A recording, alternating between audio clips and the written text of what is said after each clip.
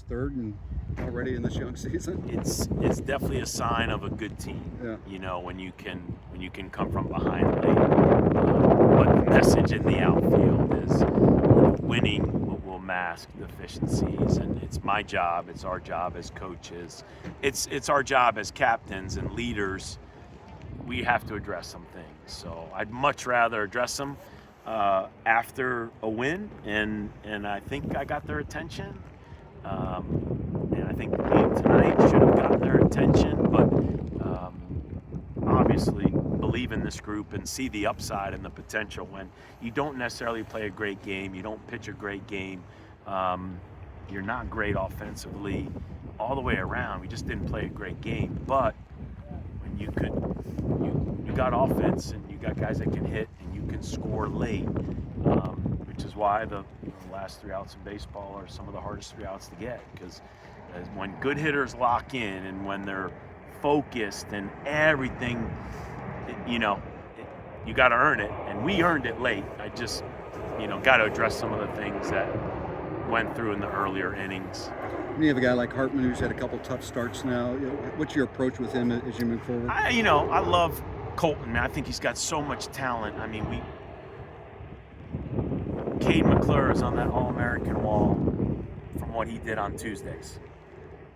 And, Drew Harrington's on the All-American wall for what he did on Saturdays.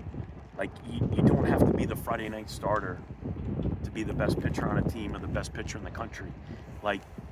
And he's one of those guys that felt like gave us a 4th, 5th, 6th starter. And I just, we just want to see him compete, trust his stuff. And he wasn't the only guy. That was kind of the theme tonight, the leadoff walks. I'm not a fan of walking the 9-hole hitter. Nobody in baseball likes leadoff walks. And it was just one of those bad mojo nights on the mound. But, we just got to keep working with Colton because he is super talented. But he's got to also make the adjustments and work through. I mean, the only way he's going to run out there and trust his stuff is to be mentally and physically right. So that's the challenge for coaches and trying to find the right mixture there to help these guys be their best. Alex Garcia showed you he can hit a home run the other night, but he continually shows you how good he is with the glove. Just your thoughts on a couple of the defensive plays he had tonight. It's special. When you think of the catch he made at Texas crashing into the fence, the drop step catch he made tonight, I mean, that's bases loaded. That's going to rip our heart out. They got the bases loaded. We make a pitch and change. We strike a guy out. We're about to get off the field. Next guy could drop a ball. And I always say sometimes when you give up 2 runs, it feels like 4 runs because it was with 2 outs. And that catch kept us in the game. And I hope we do a good job marketing his defensive prowess so he can be considered as an ACC, defensive player of the year, like a Devin Hairston and a Levi Usher, and it's special. So I know he's that special. I just want the rest of the country to know.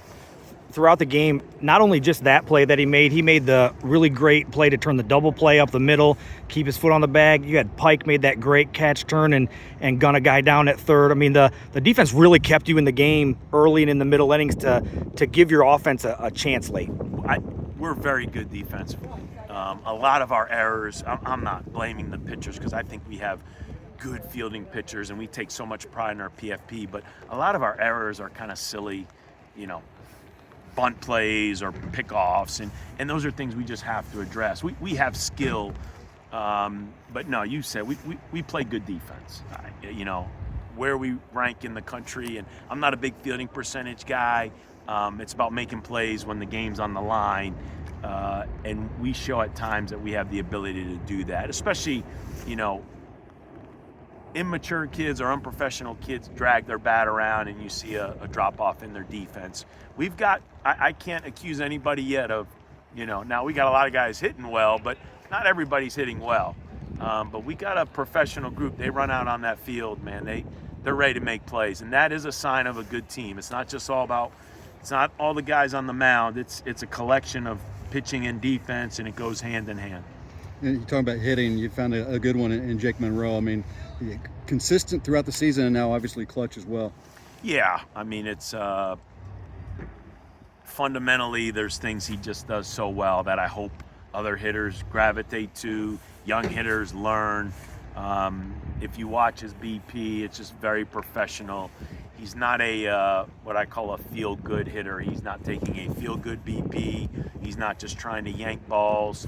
He's got an approach and he understands what he's trying to do, and it's fun to see his work translate to the game. Yeah, it's I mean, and I think we've got obviously several really, really good hitters in our lineup. So he also knows he doesn't have to do it by himself. Later in the game, seemed like especially in the ninth and in the 10th inning, seemed like the approach changed at the plate a little bit. Guys were taking a few more pitches and working. Had you said anything to the guys? Because there was a lot of quick outs kind of in the middle innings there. Yeah, I really deserve no credit for the late offense.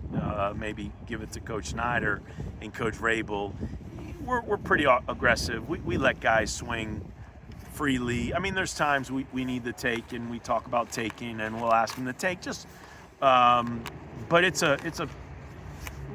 we definitely let them get their swing off. So, we hit those solo home runs there. I mean, we're just letting guys. Matt Klein hits the first ball out. I think Jake might hit the second pitch or third pitch out. At the end of the day, you got to trust these guys, and when you have good hitters, as I've learned, man, just step back and just let them do their thing. I'm not taking a pass on coaching. I'm just, making sure these guys know we trust them. And yes, when we do take and we do some things, it's just because we're trying to help you. We're never trying to put a hitter in the hole. We're just seeing how the flow of the game's going. And it is frustrating. I mean, Lucas Moore is going to swing at the first pitch of an inning and make an out. But when he swings at the first pitch of the hitting and gets a hit, and now you're about to put up a crooked number, it's like, darn if you do and darn if you don't. I mean, it's just, there's no crystal ball in baseball. Just talk to hitters, trust hitters, and just, hey, man, we're here to help you. That was our message over the weekend. Be coachable. We're here to help you, and we'll address things as the season goes on. As you move to this, last weekend before ACC play gets started, what are some of the things that you are looking to clean up? We've gotten a lot of good starts on the mound, so let's win the first 3 innings. And I think the bullpen is always kind of a mix of, they're hot at times and they got the hot hand, and then it's contagious. One guy struggles and then the next guy squeezes and the next guy.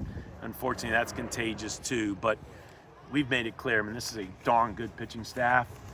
Didn't get to see as many of the young guys as I like. So I think this weekend, we're going to need them in a 5-game week next week. So you say young guys, but maybe guys that haven't pitched as much. We need to flip them the ball, and they need to run out there and trust their stuff. Awesome. Big moment for you tonight. You've been a consistent hitter all year long, but getting up in that clutch opportunity, what's going through the mind there? It's like every other AB, just try to move the baseball. I've said it so many times, I'm just keep saying it again. The next guy's going to get the job done if they get the bat. And that's kind of what we did in that 9th inning. When you come up there, 2 outs, and you still do need more than just your run. Mm-hmm. So that is what you're mostly thinking there, is just get on base. Yeah, I did like a little scissor kick on that slider that got out. But the objective was to get on base. Knowing Pike's going to do the job. He got close to one over there in the corner. But I think we got all the way up back to Lucas at the top without guys getting out. So it's just infinite trust throughout that lineup. What's to say about this team that this is your 3rd walk-off of the season, but it seems like a no-quit mentality with you guys? It's going to take 27 outs to beat us, not 26, 27. We've been through it so many times early on, which we'd rather not be in those situations, but since we are, we might as well dominate. Good teams win late. As you guys work on this, work into this last weekend before ACC play starts, what are some of the things that you as a player notice, about this group that you think like, hey, we should look to improve in this area? We just want to be more consistent throughout the game. I think energy's up and down a little bit, dugout, RABs on the mound. Just be consistent throughout the game and give us a shot throughout the whole game. We hear a lot about the makeup of this team. You guys are really close. Mm-hmm. How would you describe what it's like in the locker room in this dugout? It's a brotherhood. I think last year a lot of guys had a lot of problems in the locker room. But this year, we corrected a lot of those things, and I couldn't be happy with this team. We love each other. Awesome.